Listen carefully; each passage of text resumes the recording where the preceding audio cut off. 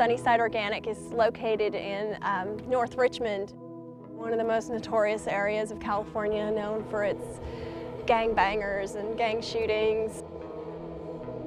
But you know, look at us. I mean, we're in this little like 2-acre of growing paradise. I mean, you couldn't give me enough money to go somewhere else. This is the best climate I've ever grown in. I mean, I've grown in Florida and Salinas and Ohio, but this climate just rocks. I love it out here. The idea of bigger is better is just not so. And that's what's been virtually taught to the American producer since, you know, for the last 30 or 40 years, that you need to be bigger.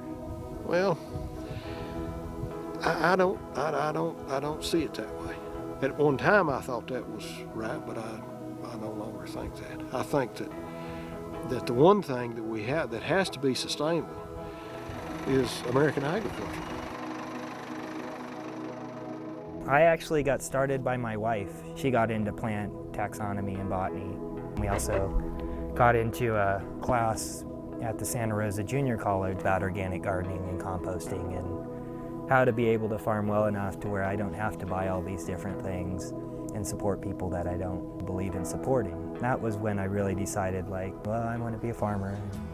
Had to come home and tell my dad, who worked in the fields, you know, that his son wants to be a farmer, and then trying to explain to the in-laws that, you know, I was going to take their daughter into a poor farming career.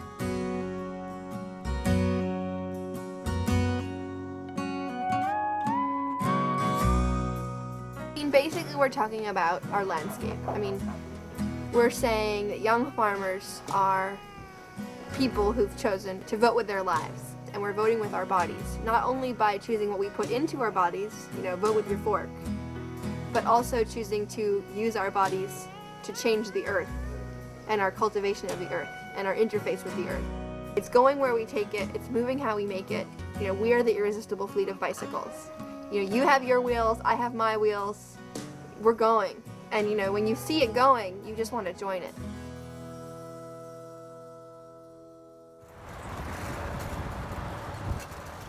It's Saturday morning. We're in Providence, Rhode Island. I'm Noah Fulmer. I'm Executive Director of Farm Fresh Rhode Island.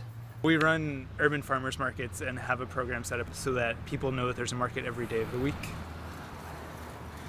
Up the hill to the right is where the Brown Farmers Market is held. And if we went down the hill on the left would be where the downtown market is. And there's another farmers market on Tuesdays right around the corner from here. Our mission is to build a local food system that values the environment, the health, and the quality of life of Rhode Island's farmers and eaters. We get about 1 or 2 requests for new markets every week. And then there are the folks who want markets on Saturdays and only Saturdays. And it's like, if we had 30 markets on a Saturday, like each one would have one farmer, wouldn't work out so well. I think we need more farmers. A major highway is being rebuilt, and the city has estimated that they've uncovered about 19 usable acres just by moving the old highway out of the downtown area. It would be really awesome if they decided to use some of those acres for food production or something that reminded people about where their food comes from in the city. Over the course of the last century, we've built a globalized food system. It goes first to a processor and a distributor before it gets to a supermarket. So it's gone through maybe 4 or 5 different hands before it makes its journey from farm to plate.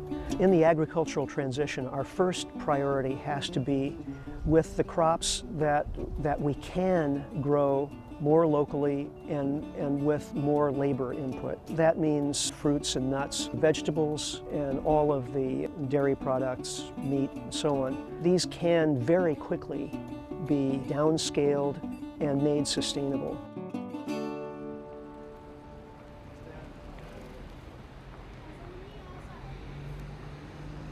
I knew that I always wanted to have my own business of sorts, and when I moved to New York, that's when I really became interested in food. I moved here to go to school. I went to art school at NYU, and I liked food because it's like this kind of art that just anyone can appreciate anytime, and specifically cheese. I mean, cheese is like the best edible art, in my opinion, out there. And so I found this little tiny stall, and I figured, okay, here I have this little tiny space. I can really only fit probably between 40 and 50 cheeses in it. There are already lots of shops in the city that sell a crazy variety of cheese from all over the place. This is a place where I can really focus on these American cheesemakers and just kind of focus on trying to tell the stories of the people that make this stuff, because they didn't come to it from a traditional background like a lot of the European cheesemakers had. A lot of them were social workers that became cheesemakers, or painters that became cheesemakers, or former IBM employees that became cheesemakers. And there was something that really spoke to me about how there were all these people kind of converging around cheese as an idea and a way of life that just kind of made a lot of sense to me. The Essex Market is a really unique and wonderful place that was started in the 40s by Mayor LaGuardia to get all the pushcart vendors off the street in the Lower East Side. But it's always been a very dynamic and a big mishmash of people. So when I opened my shop, there was the kosher wine place, a barber from Uzbekistan, Ron and Ira the fish guys, and there was no dairy or cheese in the market, which I thought was a shame, because in any European market where you go, you've got, cheese and dairy is kind of a strong part of it. I really love being a shopkeeper. People trust you to know your product and to sell them what they eat.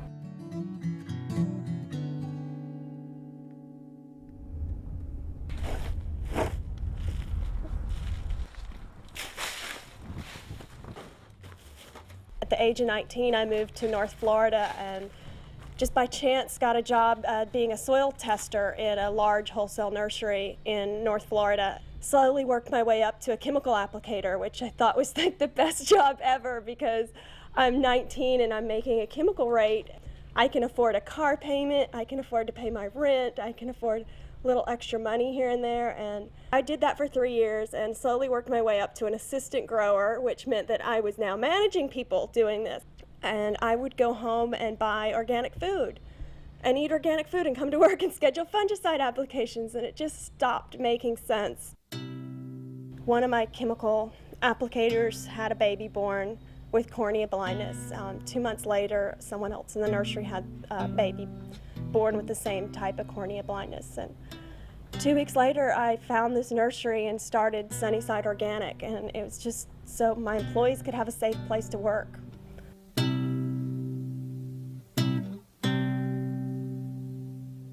Young farmers are going out on a limb. They're doing something that's maybe not popular. It doesn't look like it has a lot of, financial remuneration attached to it.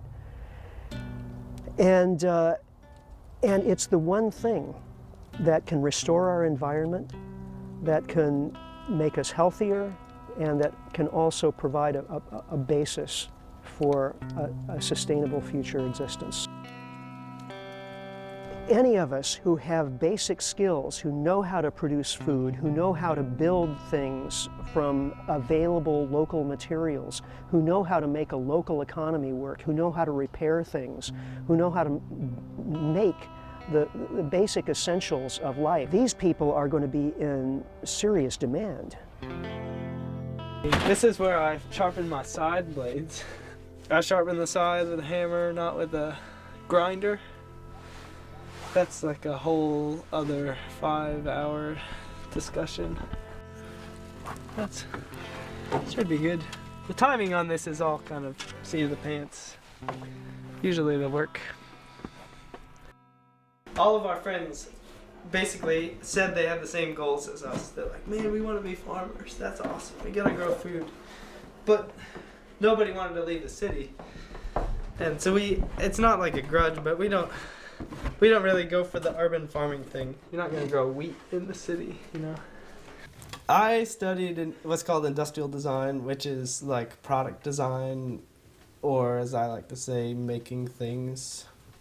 Industrial designers make toothpaste tubes, keyboards, cell phones, faucets, toilets. I mean, it's a perfect major for farmers, as far as I can tell, because when you're on a farm, you're always breaking things, and you're always needing things that you can't get.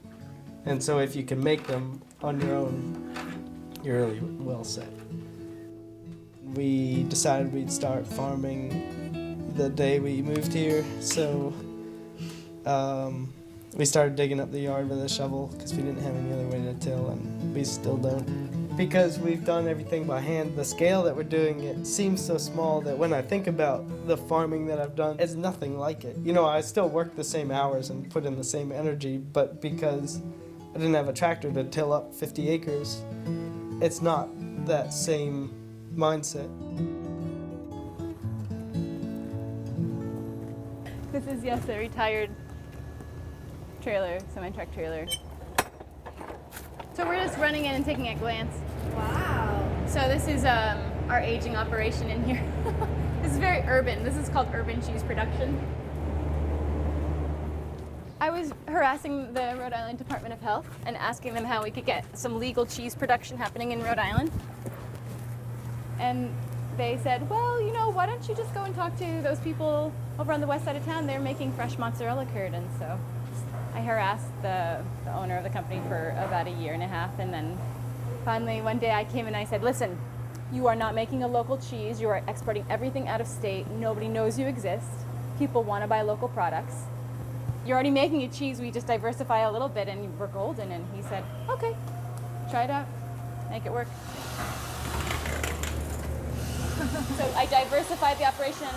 I made smaller scale production and started distributing on a much more local basis.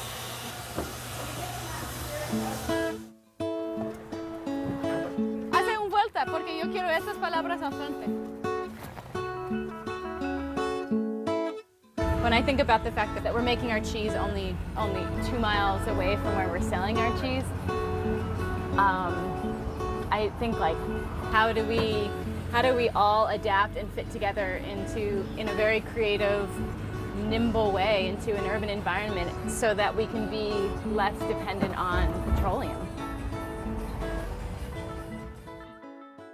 It's appropriate that it's younger people too, because it's hard to change the way you farm if you've been farming the same way for a long time. I mean, the average American farmer is, what, 56, 57 years old. It takes a very strong mind and a very independent spirit to stop doing it the way your parents did it and your grandparents did it. They're farmers who are reperennializing their land, who are putting animals back on the land, who are basically moving toward polyculture. I mean, the question you have to ask yourself is, how does nature deal with fertility and pests in the absence of fossil fuel? Diversification, lots of plants and animals in a dynamic relation with one another, such that one is providing some ecosystem service to another.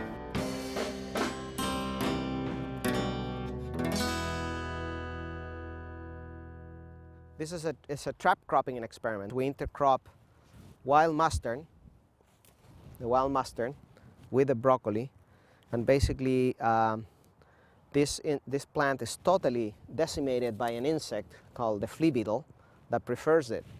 So they come and then they concentrate on this as opposed to the crop plant. And here would be the monoculture without the trap crop, and you can see a lot of holes. I'm the last Mohican in this ghost town. I'm a professor of agroecology at the University of California, Berkeley, and this is the agricultural experiment station called Giltrakt, which used to be a premier research center of biological control, alternatives to pesticides, and now you can see it's totally abandoned, totally destroyed, totally underutilized, and that's basically reflecting the importance that the University of California, Berkeley gives to alternative agriculture. Before, when I came here, this was all public research funded, so we had access to this without any charges, and we could conduct our mission, our public mission, to generate public good science. And it's all gone.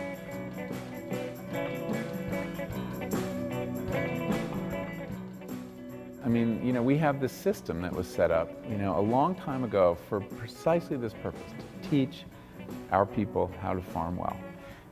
They're not doing that job very well. They're teaching them one kind of agriculture by and large. They're teaching them how to do the largest kind of industrial, high input, high capital agriculture possible.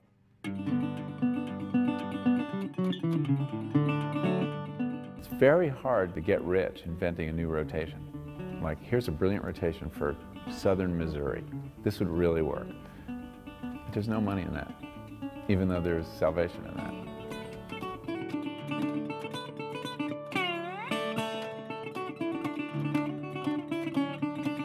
We do a lot of our own propagation here, and what we do in general is we propagate California native plants, and we do this all biodynamically and organically. So we don't use any chemicals here in any way, shape, or form, and we really don't have that many inputs because we're growing such an appropriate plant for where we are in our community and our little chain of life here. The problem we have here within the Central Valley and the Sierras is water, so we just don't have a lot of it. Our main focus on the plants we grow are plants that are appropriate for our climate and the drought that we're in. So, this is Eriogonum umbellatum. It's one of our high elevation plants. They grow up around 10,000 feet in just straight granite. This is a really special plant, Carpentaria californica. It only grows in about a 7-mile area in our area here. They grow on Black Mountain there and down that ridge, and then they start again on what we call the 4 lanes, and that's the only place this plant grows in the world. So we have to go and collect all of our own seed because you can't go out to the store and buy native plant seed for the most part. These are those California grapes. So really neat bunches. And you just don't find the grape clusters like that all too much. The birds get them really quick.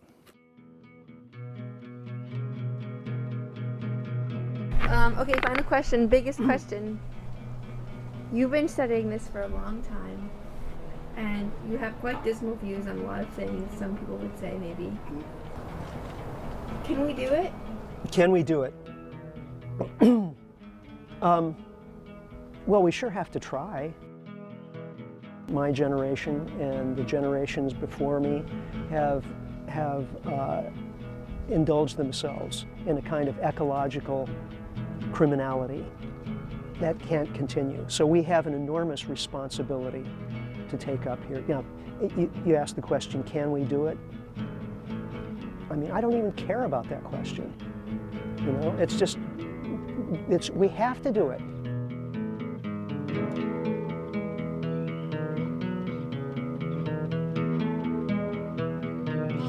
This chocolate just arrived, and it appears to have traveled via the hands of friends, all the way from Oaxaca. And I don't think it just traveled by the hands of friends, it was made by the hands of friends, which is very exciting. Wow. That's really a treat. Thank you for opening it.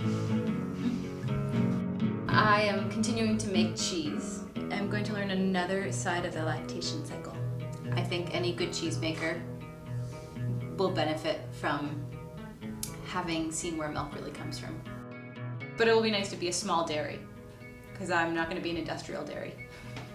I think cheese and kids go well together because they both need patience and milk fat, and they need to be tended.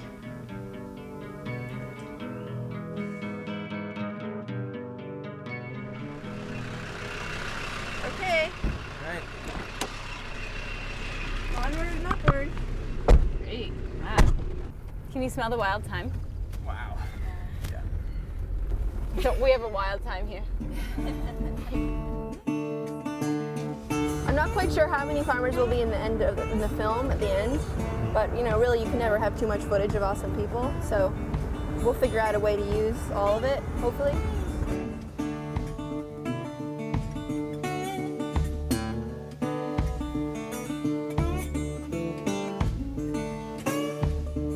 Oh my goodness, these people people are eating a lot of food. Yes.